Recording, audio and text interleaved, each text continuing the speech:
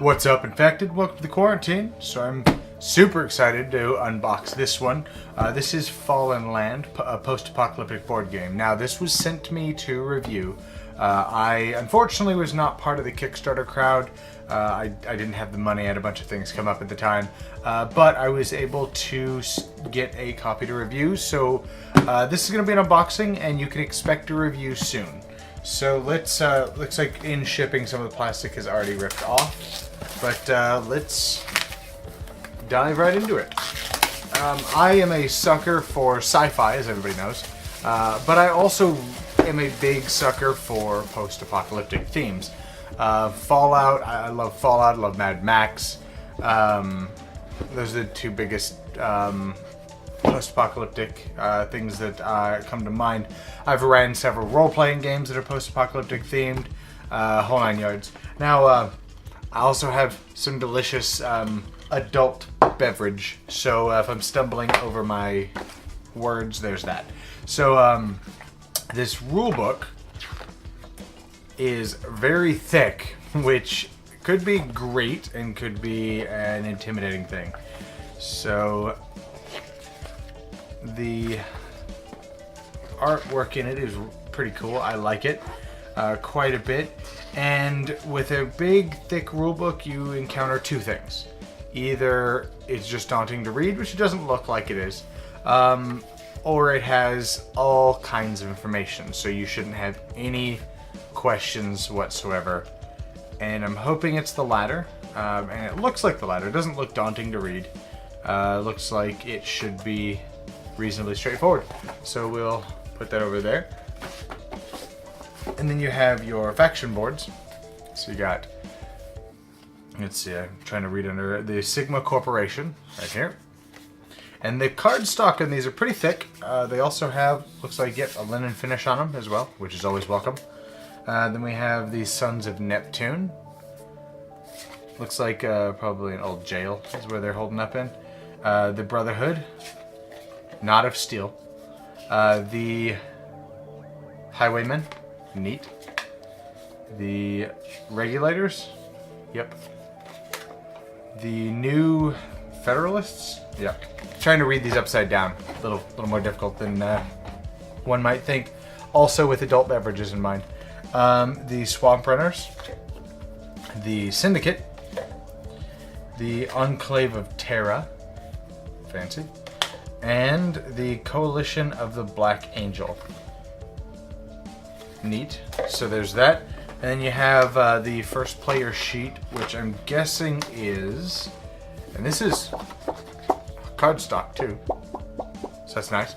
Let's see, game turn represents, okay, yeah, so it looks like it's the turn order sheet, which is also the first player marker, which is nice. Now, I can already see right now this game is going to be a big, grandiose game, which personally I love long, involved games. I like vesting myself into a game and spending hours and hours playing it, because that means I have something to lose. I'm invested in this game, so I'm going to be fighting especially hard to win.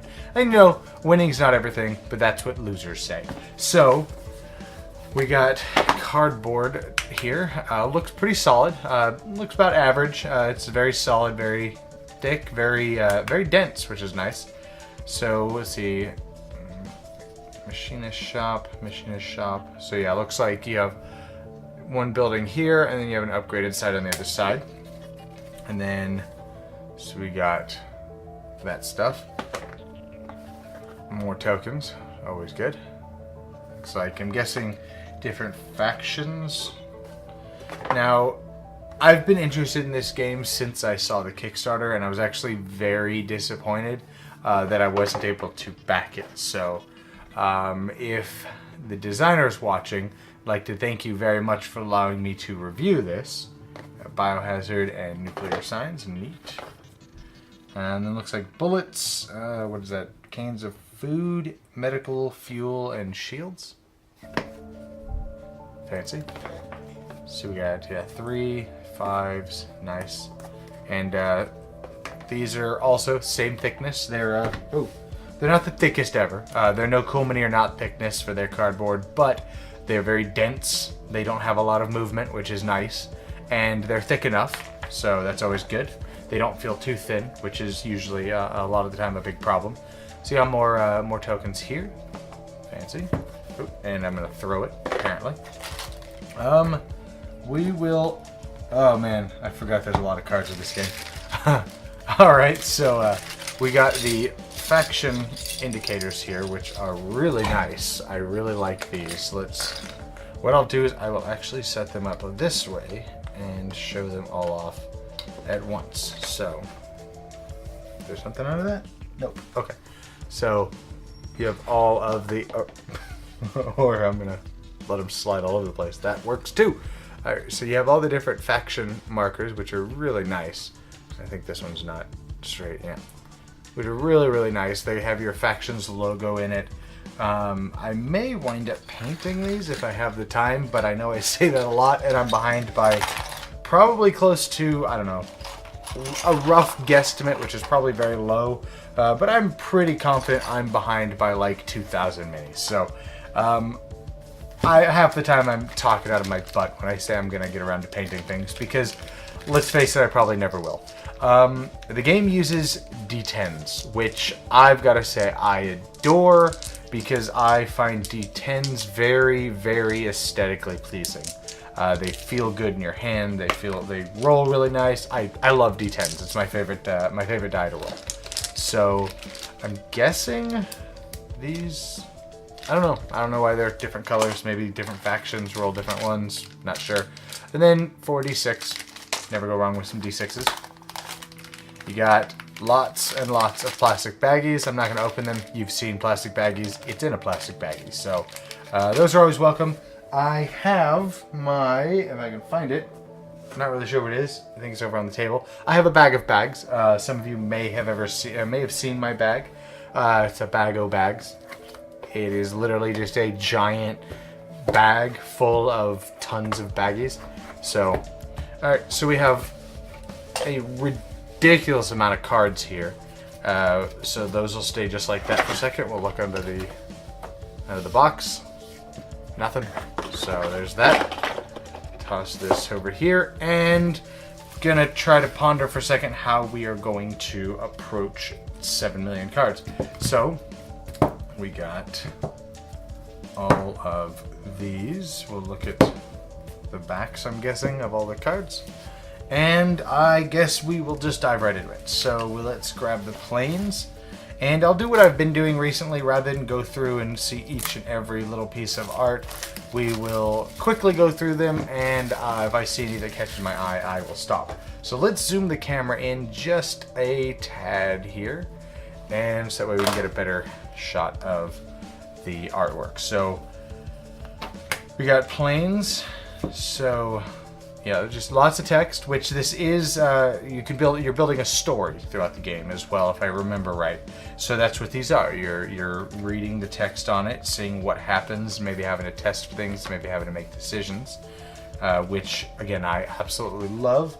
Very reminiscent of like Eldritch Horror and stuff, where you're making all of these decisions.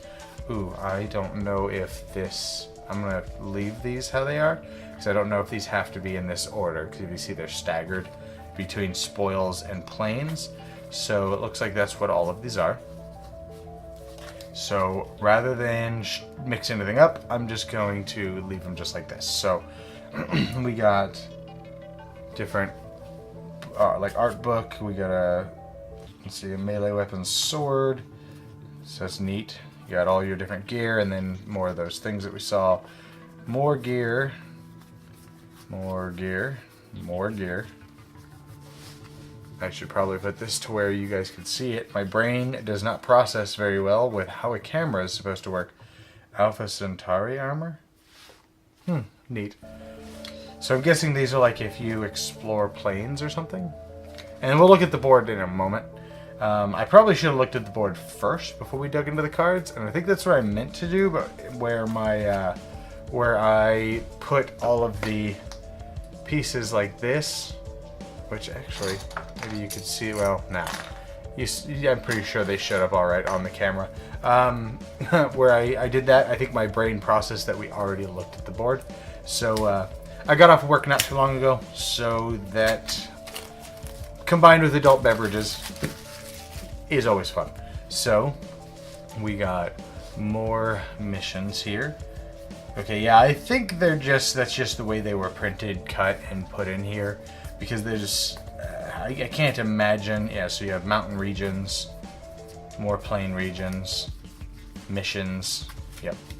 So yeah, lots of text, which that may turn some people off. I am actually really looking forward to it. My favorite part of Eldritch Horror is, for example, reading the cards and the story that you tell. And I'm hoping this game does the same thing, but in a post-apocalyptic setting, because yes, please.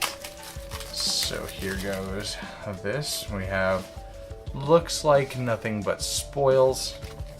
So you have lots and lots of gear. What is that? A ranged weapon rifle, 5.56 bolt action rifle, or I'm gonna sling it, that works too.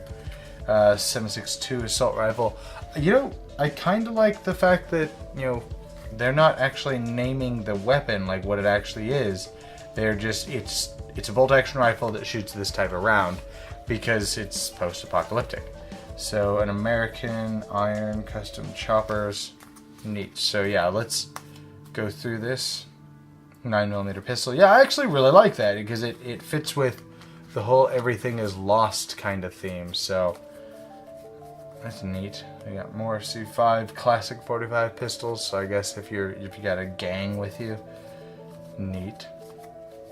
So I'm very stoked to play this and see the stories that unfold in the games. And I don't remember how many players it is.